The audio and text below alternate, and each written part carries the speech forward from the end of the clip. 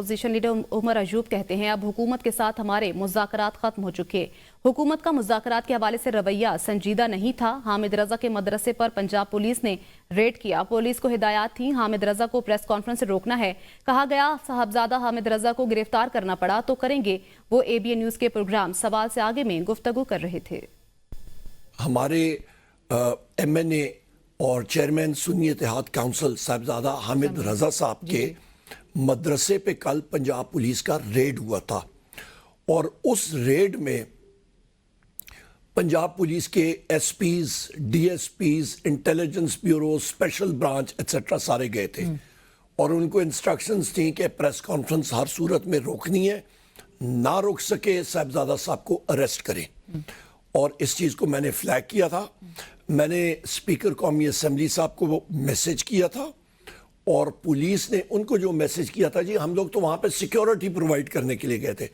اور بھائی ستیاناس آپ کی سیکیورٹی کا, آپ جا کے اریسٹ کرنا چاہ رہے تھے صاحبزادہ حامد رضا صاحب کو. اور میں نے اس ٹویٹ پہ لکھا تھا کہ انہوں نے یہ حرکت کی ہے, ہم لوگ ٹاکس میں نہیں بیٹھیں گے. PTI نے مذاکرات ختم کرنے کے لیے بہانہ ڈھونڈا. حکومت کی جانب سے مذاکرات ختم نہیں ہوئے. رانا ثناءاللہ کہتے ہیں میرے علم میں نہیں ہے حامد رضا کے گھر یا مدرسے پر حملہ کیا گیا. انہوں نے کہا 26 نومبر پر کس بات کا کمیشن بنائیں, کیا یہ بائیکاٹ کر کے جوڈیشل کمیشن بنا لیں گے؟ اگر بانی PTI سچے ہیں تو دھرنوں سے متعلق بھی سوچ لیں. مذاکرات کا بائیکاٹ کر کے کیا حاصل کر لیں گے؟ یہ مذاکرات سے بھاگنا ہے. رانا ثناءاللہ نے کہا کہ بانی PTI سچے ہیں تو دھرنوں سے متعلق بھی سوچ لیں.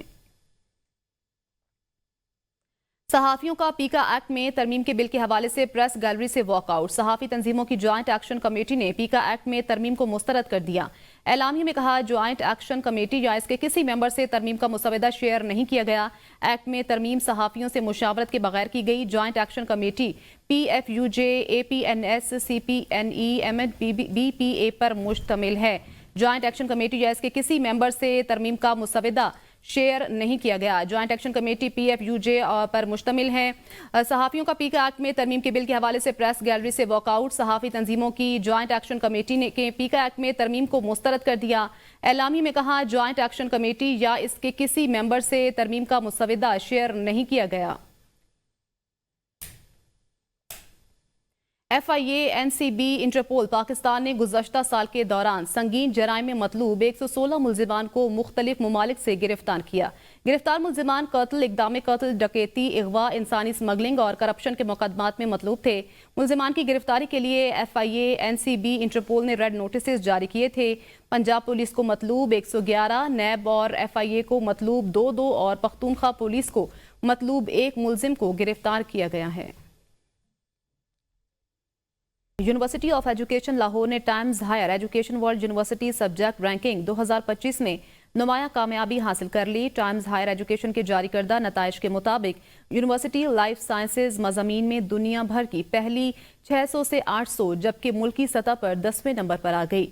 جامعہ فزیکل سائنسز مضامین میں عالمی سطح پر پہلی 600 سے 800 جامعات جبکہ ملکی سطح پر 70ویں نمبر پر رینکنگ کی گئی ہے. Times higher education world university ranking نے تعلیمی معیار, تحقیقی خدمات اور عملی میدان میں طلباء کے کردار کو مد نظر رکھتے ہوئے دنیا بھر کی تقریباً 1500 جامعات کی رینکنگ جاری کی ہے.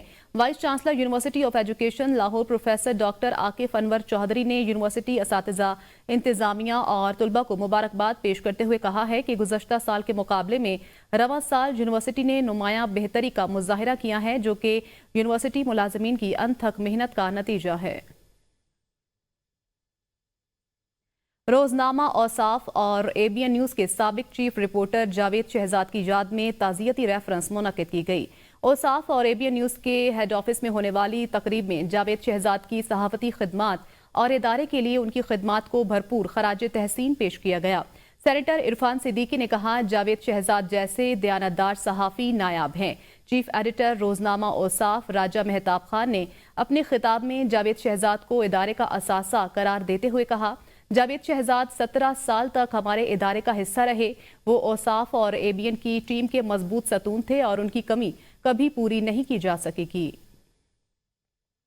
کوئی قوم تعلیم کے بنا ترقی نہیں کر سکتی. اسی حقیقت کے پیش نظر پاکستان کی 100ویں سالگرہ تک پاکستان میں 100% بچوں کو تعلیم سے منسلک کرنے کا خواب کے لیے سن بیمز اور ہاشو گروپ نے پاکستان 100 پہ 100 پروگرام کا افتتاح کر دیا.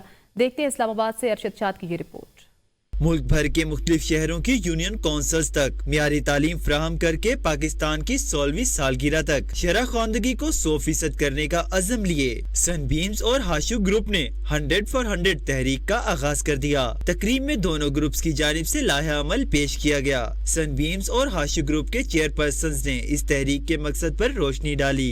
तो हमने कुछ शहरी है, हमने मिलके ये एक मुहिम चलाई है कि जब हमारा प्यारा मुल्क पाकिस्तान 100 साल का होगा इंशाल्लाह 2047 में, we want 100% literacy in our country. तो और हमारे जो रेजिलियंस है, जो हमारी कैपेसिटी है इस मुल्क में, हमने अभी भी हमने एजुकेशन को इम्प्रूव तो किया है। We have very good universities, we have got very good schools, हमारे पास लर्निंग है, स्किल सेट है। तो जब आपके पास वो सारी चीज़ें होती हैं, जिस आपने उनको डायरेक्ट करना होता है। तकरीब में PNCA की जानिब से सकाफती रक्स भी पेश किया गया। सनबीम्स और हाशु ग्रुप की जानिब से 100 for 100 मूवमेंट का आगाज़ कर दिया गया है, जिसका मकसद पाकिस्तान की 100वीं सालगिरह पर हमारी शरह ख़वानदगी को 100% तक ले जाना है। कैमरामैन आकिब राना के साथ अरशद शाद, ABN news, Islamabad. News studio से फिल वक्त इतना ही। देखते रहिए ABN न्यूज़, क्योंकि ABN है कौम की।